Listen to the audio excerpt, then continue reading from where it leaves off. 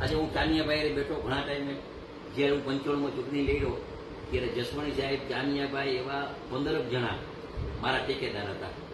અને એની જે લાગણી હતી, મને જે બધાને હેલ્પ કરી ત્યારે, જે હું પહેલી વાર 95માં લડ્યો ત્યારે મારી વિચારસરણી જનસંઘની હતી, હું જનસંઘનો સભ્ય હતો. પણ એક વસ્તુ તો આજે નજરે આજે ચર્ચા કરવામાં મને મજા આવી કે લઘુમતીમાં આજે મારાથી સિનિયર માણસ હોય અને એ ટાણે એ જનસંઘમાં ચૂંટણી લડ્યા હોય મોરબી નગરપાલિકાને, એટલે આજે મજા છે. ચાનિયાભાઈ એ આવી, પણ આ ચાનિયાભાઈનો સંદેશો તમામ સમાજ લીએ, તમામ સમાજ દૂધમાં સાકર ભરે એમ ભરી જાય. આ મોરબીનું ડેવલપમેન્ટ છે એ માત્ર તમામ સમાજ સારી રીતે કામ કરે એટલે એનું ડેવલપમેન્ટ છે. એટલે મારો સ્વભાવ છે, હું કોઈ સમાજવાદી નથી, હું કોઈ જ્ઞાતિવાદ નથી, પણ હું એટલું તો કરીશ કે હું ગુંડાગીરી કરે એ મારા દુશ્મન છે.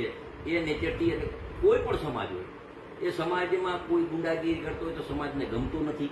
ભાઈ અત્યારની પોઝિશન જોતા મને એવું લાગે કે દેશના વડાપ્રધાન મોદી નરેન્દ્રભાઈ જે સારી સારી યોજના આવે બધા સમાજને મળે છે. અને આજે મને અતિ આનંદ થયો કે ચાનિયાભાઈને બેયને આપણે સભ્ય, જનસંઘના માણસને સભ્ય બનાવવાનો મોકો મળ્યો, એ મારા માટે હું ધન્યવાદ છે.